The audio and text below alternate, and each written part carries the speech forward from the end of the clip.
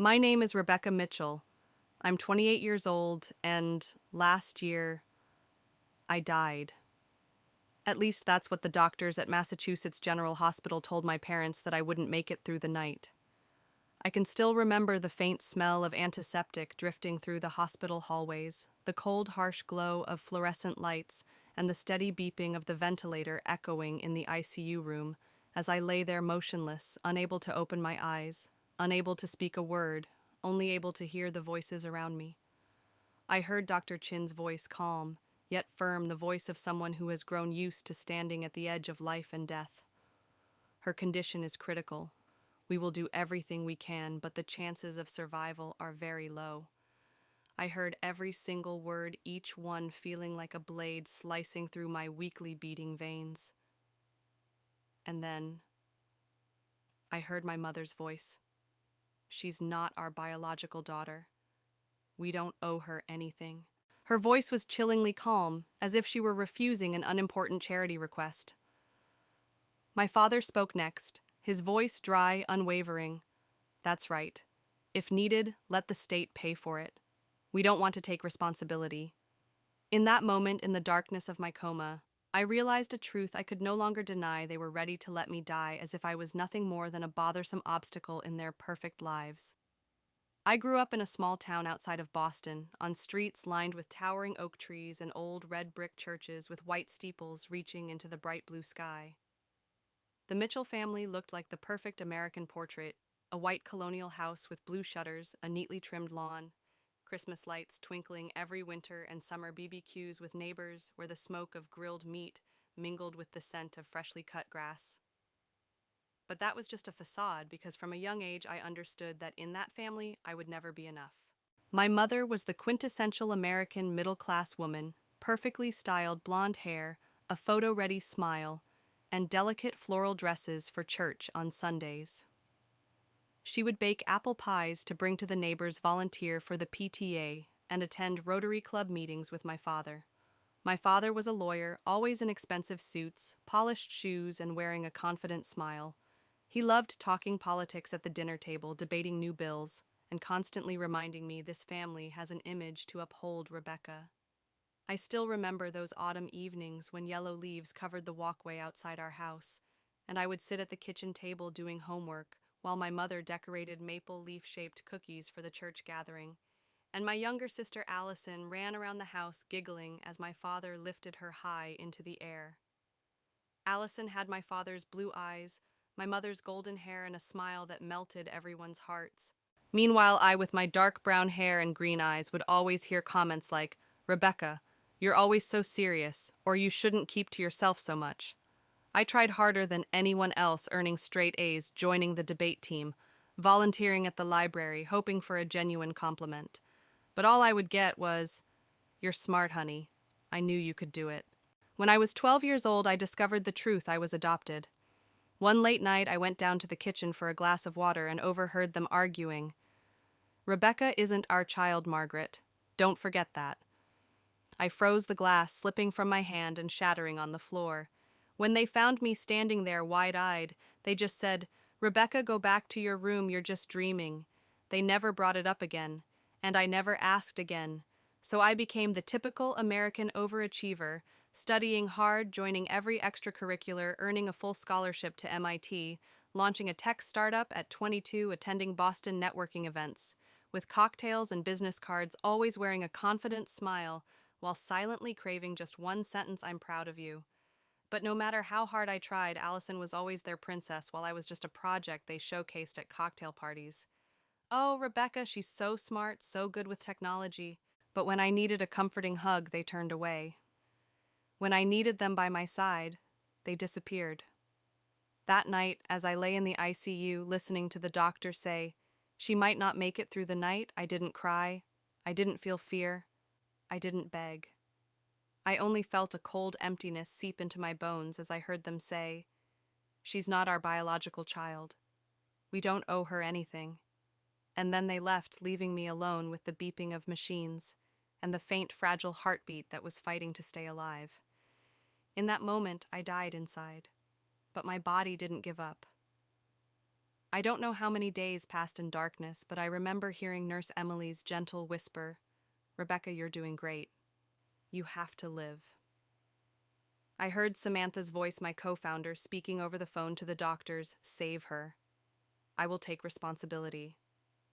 I was saved not by the people who raised me, but by people who shared no blood with me, who loved me with all their hearts. And when I woke up in a body that was broken and a spirit that was shattered, I knew one thing: I would not let them take away the legacy my grandmother Martha left me. I would not let them erase my existence. They thought I was dead, that they could easily take my grandmother's house and everything that was mine, but they were wrong. I came back, and this time I will rewrite the ending of my story the way I deserve. I grew up among summers filled with the scent of freshly cut grass and the warm smell of apple pie drifting through our suburban Boston home. In the mornings, I would ride my bike down maple-lined streets while neighborhood kids played basketball in driveways, and I would pedal faster so no one could see the loneliness hiding behind my smile. I grew up in summers filled with the rich scent of freshly cut grass and the warm aroma of apple pie drifting through our house in the Boston suburbs. In the mornings, I would ride my bike down streets shaded by towering maple trees, while neighborhood kids played basketball in their driveways, and I would pedal faster so no one could see the loneliness hiding behind my smile. From the outside looking in, the Mitchell family looked enviably perfect. My father, a successful lawyer. My mother, the picture of the poised American woman with her soft floral dresses, leather handbags, and polite, practiced smile. My younger sister Allison with her ocean blue eyes, golden hair, and radiant smile whenever Dad lifted her high into the air. And me with my dark brown hair and green eyes, always careful, always cautious, always trying. I remember the freezing winter nights when we would sit around the fireplace, Dad reading the newspaper, Mom knitting, and Allison sprawled across the floor, coloring princess pages.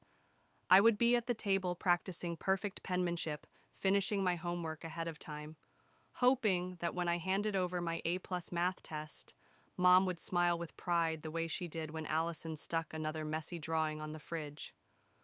But all she would say was, "Good job, sweetie." Her voice light before turning to Allison, "Honey, this drawing is so beautiful."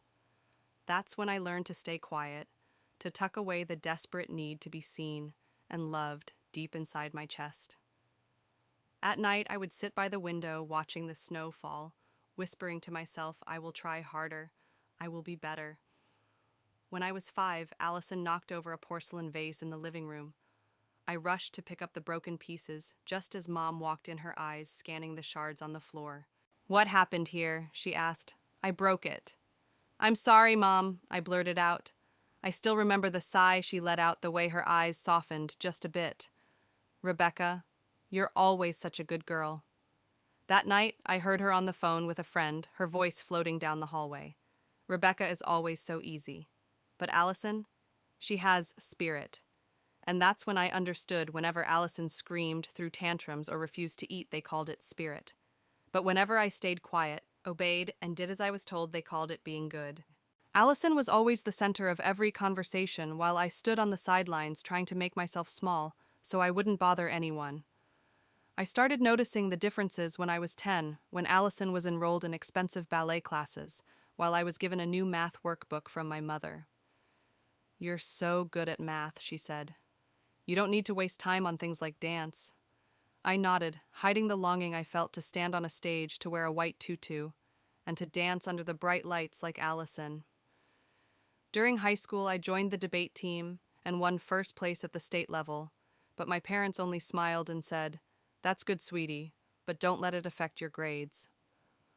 When Allison won an honorable mention in an art contest, they threw a small party inviting the neighbors over to celebrate. I stood on the staircase holding a book, watching them laugh and take photos with Allison as the camera flashes lit up the room. I whispered to myself, "It's okay, at least I still have my books." When I was 12 on a cold winter night, I went downstairs to get a glass of water. I heard my parents' voices low and tense, but in the quiet of the night, each word cut into my heart like a blade. "You always favor Allison," my mother said angrily. "Just because Rebecca isn't your biological child, you feel guilty for her, don't you?" My father replied, his voice deep and steady. We agreed to adopt her, and we will not treat her differently. I stood there, my bare feet freezing on the cold tile, the glass slipping from my hand and shattering, and I ran back upstairs, diving under my blanket, my heart pounding, tears soaking into my pillow. Adopted. I was adopted. For the first time, I understood why my hair was brown, why my eyes were green, why I didn't look like anyone else in this family, and why no matter how hard I tried, I could never be Allison. The next morning, I sat at the breakfast table, clutching my spoon, waiting for them to explain, waiting for them to tell me I was still their daughter, waiting for a hug, for some kind of reassurance. But they just had breakfast, like it was any other day. My mother poured coffee, my father flipped through the newspaper, and Allison chattered about school. I gathered every ounce of courage and spoke up last night. I heard. My father lowered the paper. My mother paused mid-pour, her eyes cold as they met mine. Rebecca. What nonsense are you talking about? She said, a strained smile flickering across her lips. Are you sure you weren't dreaming? I fell silent. My spoon clattered into my cereal bowl, the sound ringing in the heavy quiet. Deep down, I knew they would never speak the truth. And from that day forward, I learned how to be silent, how to hide my hurt beneath achievements awards, extra classes, endless essays. I thought that if I became good enough, they would have to love me, they would have to see me. But the love never came. Even when I earned a scholarship to MIT, even when I built a successful startup, even when Forbes interviewed me, all they said was, "Good job, sweetie."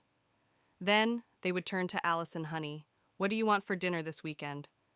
Allison became a surgeon, following in my father's footsteps, and they were proud of her, boasting about her at cocktail parties at the golf club.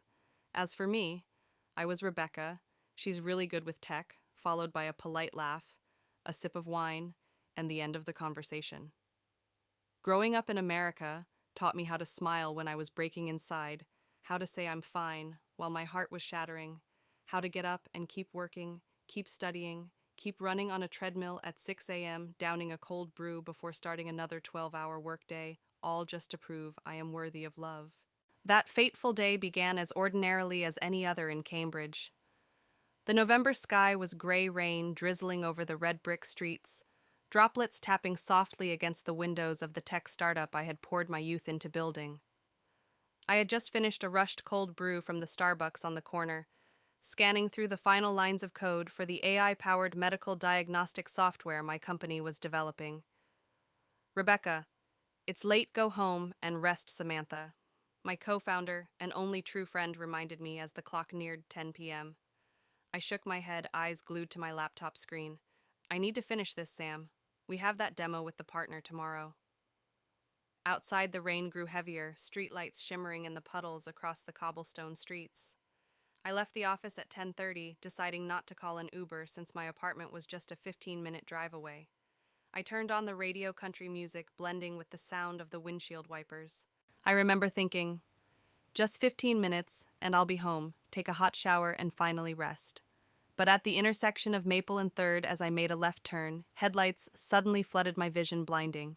Then, the screech of brakes, the crunch of metal, the shattering of glass. I heard my own scream before everything went black. When I awoke in the endless dark, I couldn't move, couldn't open my eyes, couldn't speak, but I could hear everything around me. The steady beep of the monitor, the footsteps of nurses, the sharp scent of antiseptic, the wheels of carts rolling across the white vinyl floors of Massachusetts General Hospital. I heard a woman's voice, gentle but firm. "Patient Rebecca Mitchell, 28 years old. Traumatic brain injury, fractured clavicle, multiple soft tissue injuries. She's being kept in a medically induced coma to reduce brain swelling." I heard the doctor calling for family. "We've contacted the emergency contact listed in her phone, her mother's number." Hope sparked within me. I thought my mother would come, my father would come, they would hold my hand, tell me I would be okay.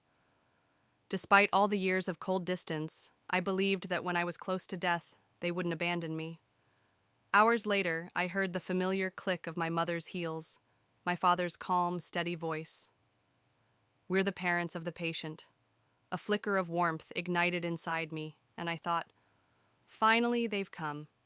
"Mr. and Mrs. Mitchell. I'm Dr. Chin, in charge of Rebecca's case. Her condition is critical. and she needs emergency surgery to save her life. Then, my father's voice, cold, detached. Surgery. What will the costs be? I heard the rustling of papers, the tap of a pen on the table. Rebecca needs family consent for this surgery, Dr. Chin said, her voice tinged with concern. There was a moment of silence, then my mother's voice rang out soft but as cold and sharp as a verdict. Rebecca isn't our biological child. We have no responsibility for her. My heart stopped. I wanted to scream, to reach out to grab my mother's hand, to cry. But I was trapped inside my own body, helpless, unable to make a single sound. Mrs. Mitchell, this is a matter of life and death. Dr. Chin urged, her voice tense. We're not responsible. Find some charity fund for poor patients or something. We're leaving, my father said. Then the sound of footsteps walking away, the soft click of the door closing. In the darkness of the coma, all I had left was the steady beep of the monitor and pain seeping into every cell of my body. A pain deeper than the broken bones, deeper than the bleeding in my brain, the pain of being abandoned by my parents to die alone. But I didn't die. Another hand reached for me when I was lost between the thin line of life and death. Emily's voice, the nurse, whispered in my ear. Rebecca, you're going to be okay. I'm here with you. She played Taylor Swift songs for me, told me the news, and the weather described how the sunlight was streaming outside the hospital window. She wiped the sweat from my forehead, adjusted my position to ease the pain. She became my family when my own blood family had walked away. On the third day, Samantha showed up, signing the papers to authorize the surgery, hiring lawyers to protect my rights, and fighting to protect the company I had poured my heart into building. You're going to be okay, Rebecca, Samantha whispered at my bedside, her hand gripping mine tightly. The surgery lasted 5 hours under blinding white lights, the hiss of the ventilator, the clinking of surgical tools in the operating room. I knew nothing, only flashes of light, then darkness again. When I woke up, I opened my eyes to a flood of light, the monitor's slow, steady beeping, and the first face I saw was Emily's. You're back, Rebecca, Emily said with a smile, a tear rolling down her cheek. Toi kak, nhung giot nuak mat lun, dai jiao nhoi tung kon hung la giot nuok mat kwasu song. Rebecca needs family consent for this surgery, Dr. Chin said, her voice laced with concern. There was a moment of silence before my mother's voice cut through, soft, but as cold and final as a verdict. Rebecca isn't our biological child. We have no responsibility for her. My heart froze. I wanted to scream, to reach out to grab my mother's hand, to cry, but I was trapped inside my own body, helpless, unable to make a sound. Mrs. Mitchell, this is a matter of life and death, Dr. Chin urged, her voice tight. We're not responsible. Find some charity fund for poor patients or something. We're leaving, my father replied flatly. Then came the sound of footsteps fading away, the soft click of the door closing. In the darkness of my coma, all I had left was the steady beep of the monitor and pain flooding every cell of my body, a pain deeper than the broken bones, deeper than the bleeding in my brain, the pain of being abandoned by my parents to die alone. But I didn't die. Another hand reached for me when I was stranded between life and death. Emily's voice, the nurse, whispered in my ear. Rebecca, you're going to be okay. I'm here with you. She played Taylor Swift songs for me, told me the news, and weather described how the sunlight was pouring through the hospital window. She wiped the sweat from my forehead, adjusted my position to ease the pain. She became my family when my own blood family had walked away. On the third day, Samantha came. She signed the papers to authorize my surgery, hired lawyers to protect my rights, and fought to save the company I had poured my life into building. You're going to be okay, Rebecca, Samantha whispered at my bedside, her hand gripping mine tightly. The surgery lasted 5 hours under blinding white lights. The hiss of the ventilator, the clinking of surgical tools echoing in the operating room. I knew nothing, just flashes of light, then darkness again. When I woke up, I opened my eyes to a flood of light, the slow, steady beeping of the monitor, and the first face I saw was Emily's. You're back, Rebecca, Emily said with a soft smile, a tear slipping down her cheek. Jake, the physical therapist. A broad-shouldered black man with a deep, warm voice said, "Rebecca, you survived, but now the real fight begins." Every session was torture. Just sitting up sent stabbing pain through my broken ribs, leaving me gasping for air. Standing up, balancing on crutches, sweat poured down my back, tears mixing with sweat on my cheeks. Some days I wanted to give up to collapse onto the cold floor and let the pain swallow me whole. But then I remembered exactly what I heard my parents say while I lay there in a coma. "She's not our biological child. We have no responsibility for her. Find some charity for poor patients." Each word was like a needle stabbing into my heart, but at the same time, they became fuel, transforming the pain into determination.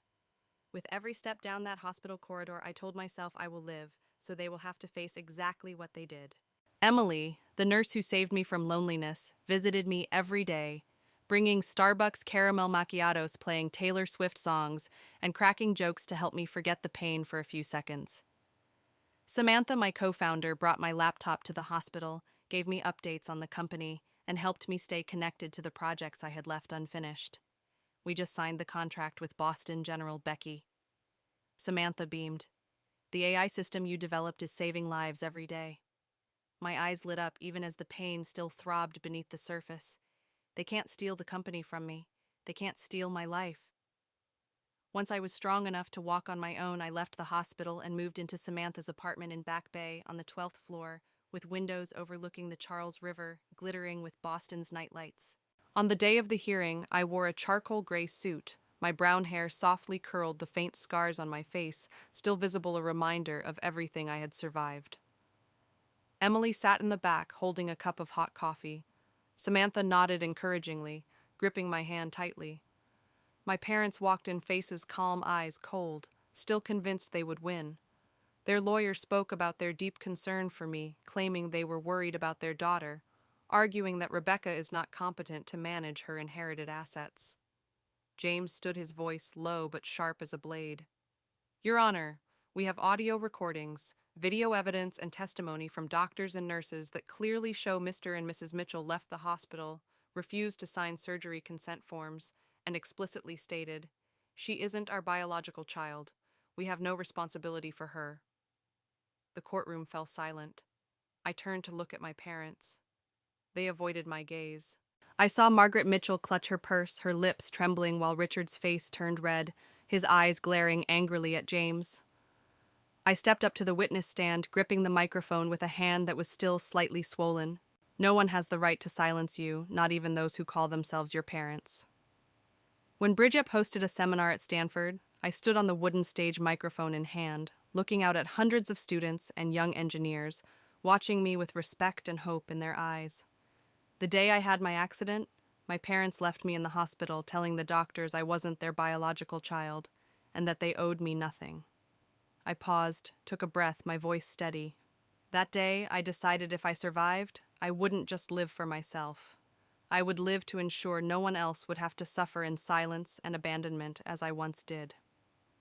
Emily, the nurse who stayed by my side during my coma, now leads Bridget's customer care team, training nurses in hospitals on how to use the software.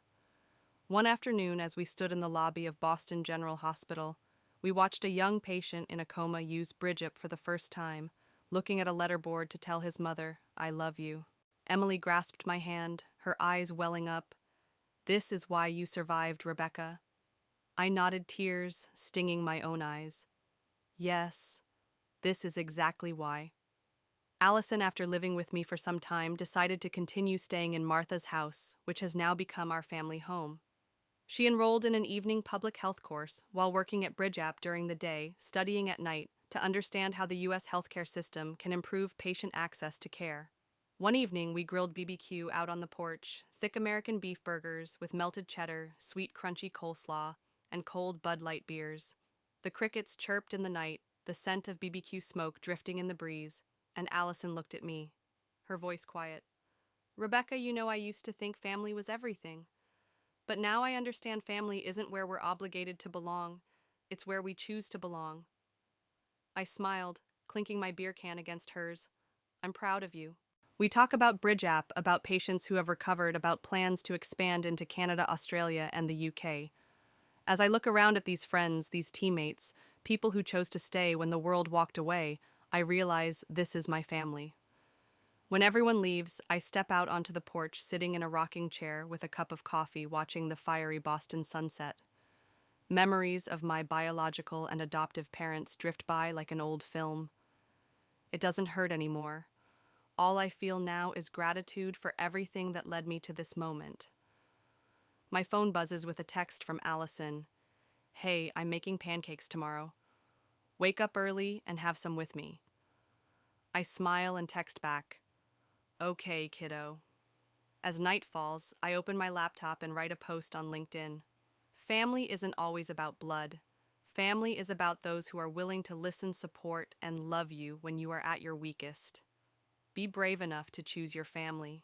The post receives thousands of likes and comments from people who have been abandoned by their families, from those fighting to find themselves, from nurses, doctors, and young founders looking for motivation. And I know my journey isn't over, but I have closed one chapter and opened another. No longer am I Rebecca Mitchell, the girl desperately seeking her parents' approval, but a free, grounded woman building a life of her own, spreading healing to those who have been abandoned. If you're reading this and have ever felt left behind, remember this. You can choose your family. You can choose your life. You do not need anyone's validation to be worthy. You are already enough as long as you believe it. And if you're ready, start that journey today. I take a deep breath, cold air filling my lungs, realizing that for the first time in my life, I am truly living for myself, no longer chasing anyone's approval, no longer fearing that I am not good enough in the eyes of others. That evening, I returned home, brewed a cup of chamomile tea, and sat on the rocking chair on the porch, watching the fiery Boston sunset. The old memories of my adoptive parents, their words, "You're not our real child," the moments of abandonment in the hospital are now just the past, no longer capable of hurting me. I no longer wish for them to return and apologize, no longer need their validation to feel worthy. I have given myself that validation. I have chosen my family, and I have chosen my life. Allison stepped out holding 2 paper cups with lids, handing me a hot latte. Hey, do you want to go to the farmer's market tomorrow? I heard they have some really good organic apples. We can buy some and bake an apple pie. I smiled. Of course. These were small moments, but they brought a quiet joy, capturing the essence of American living, spending weekends at the farmer's market, buying apples, strawberries, fresh bread, chatting with vendors, feeling life slow down and savoring each moment. That night, as I was getting ready for bed, my phone pinged with a notification. The post I shared on LinkedIn had reached over 1 million views. I had shared my story, a girl once abandoned, once hopeless, who stood up, healed herself, built a career helping others, and chose her family on her own terms. Under the post, thousands of comments came in from Americans, Canadians, Australians. The vendor, an elderly American woman with silver hair, smiled and wished us a lovely day, her warm gaze reminding me of Grandma Martha's eyes, gentle and kind. As the sun set, I sat on the porch watching the streetlights flicker on, listening to children ride their bikes down the street, families walking their dogs, the air calm and free. I realized I had closed an old chapter and opened a new one, a chapter of freedom, of self-love, of choosing my family and choosing happiness. I no longer needed anyone's approval to feel worthy. I am enough, I am whole, and I deserve this peace. If you are reading these words and have ever felt that you are not enough, if you have ever been hurt by your family, remember this. You can choose your family again. You can build a happy life for yourself. You deserve to be loved. This is what I, Rebecca Mitchell, want to tell you from America, where I learned to stand up, to heal, and to live a life I am proud of. This summer arrived early in Boston. The maple trees lining the streets turned a fresh green sunlight streaming through the windows of Grandma Martha's old Victorian house, now my house, Rebecca Mitchell's, reflecting softly against the freshly painted white walls. In the kitchen, I stacked clean glass cups on the shelf, listening to sparrows chirping outside my heart light, as if every burden from the past had finally been set down. In the mornings, I pull on black leggings, a gray athletic shirt with the Bridge App logo, tie my hair back, lace up my running shoes, and head out. Running along the Charles River, the breeze is cool, the scent of wild grass and the laughter of American children playing soccer on the riverside fields brings a feeling of freedom and ease. People walk their dogs, young adults jog while listening to podcasts through wireless earbuds, older couples ride their bikes slowly, everyone blending into a peaceful rhythm of life. Running in the mornings is no longer about losing weight or proving anything to anyone. I run because I want to feel alive, because I love myself. When I return home, I see Allison, my sister, who was once spoiled slicing fruit at the kitchen counter. On her hand is a pretty ring, one she bought herself this time with her own salary as a doctor at Boston General, no longer dependent on our parents' support. We exchange a small smile, knowing we are both learning how to rebuild our sisterhood by choice, no longer out of blood obligation. That afternoon, we prepared a weekend brunch, an American tradition I have come to cherish. Allison made pancakes drizzled with maple syrup. I prepared a fruit salad, Samantha brought freshly baked waffles, and Emily arrived with a cold pitcher of orange mimosa. We ate, laughed, and chatted while Taylor Swift played from a Bluetooth speaker, warm sunlight flooding the kitchen. The freedom, warmth, and ease of that moment made me pause and think, maybe this is what family really means. Family doesn't always have to be those who share your blood. Family is those who stay when you need them most, who do not judge you when you are at your weakest, who sit with you over brunch on a weekend morning, laughing loudly at small silly stories. In the afternoon, Samantha and I headed to the Bridge App HQ, the healthcare tech company I founded. The team was finalizing the update for the software that helps coma patients communicate using eye movements and brainwaves. Emily, who now works at a home healthcare company, came to help us test the new system. A coma patient used Bridge App to say their first words to their mother, "I love you, Mom." In that moment, the entire office fell silent. A tear rolled down the mother's cheek as I stood there quietly realizing that everything I had gone through, the pain of abandonment, the near-death experience in a hospital bed, was not meaningless. I had turned that pain into hope for thousands of others. That evening, I returned to my quiet Victorian home, sitting on the porch with a warm cup of chamomile tea, watching the soft yellow streetlights flicker on, as American families walked their dogs below their laughter and conversations drifting up the street. I felt an unfamiliar deep peace. Once I used to believe that I would only be worthy of love if my parents acknowledged me. Now I understood I am already enough and deserving of love, even if they never see it. Allison stepped out onto the porch, holding 2 cups of tea. "Are you free tomorrow? Let's go to the farmer's market. They have the freshest strawberries and organic apples." I smiled and nodded. Of course. Weekend trips to the farmer's market, picking out bright red apples, buying a bundle of lavender, grabbing a cold brew to go. These are the simple yet joyful American rituals I have come to love, quiet and gentle, but filled with small happiness. That night, I checked my email and saw that the LinkedIn post I had shared about surviving and rebuilding my life had reached over 1 million views. Thousands of Americans, Canadians, Australians, and others had commented, sharing that they too had been hurt by their families, had felt abandoned, had once believed they were not enough. But through my story, they realized they were not alone, that they had the right to choose their lives and build a family of their own.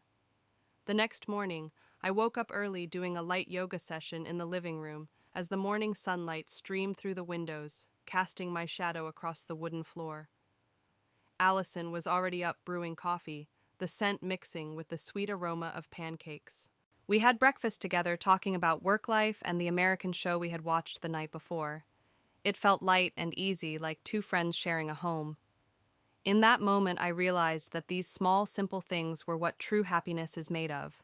In the afternoon, I sat in the Bridge Up office meeting with the development team about our new project, a brain signal recognition system for patients who cannot speak, allowing them to communicate simple messages through the software. I smiled as I watched the young American engineers passionately sharing their ideas, their eyes bright with purpose and excitement. In them, I saw myself at 22, the person who started this company, with nothing but an old laptop and a dream to help patients like me. That evening, as I sat on my porch, I watched the moonlight fall across the wooden steps, listening to the soft hum of crickets, while a cool breeze passed by. I closed my eyes and smiled. I knew I had closed an old chapter. I had forgiven, let go, and stepped away from the expectations others once placed on me. Now I am building my own chosen family, Allison, Samantha, Emily people, who chose to stay, who love me genuinely, without conditions, without judgment. If you are reading these words and have ever felt like you are not enough, have been hurt, or have gone unrecognized, I want to say this to you: you are not alone. You have the power to choose your life again, to choose your family, and to choose to love yourself. You deserve freedom and peace. I am Rebecca Mitchell, writing to you from America, once abandoned, but now rebuilding my life with my own hands. And I want you to hear this message: live for yourself, and choose to love yourself every single day.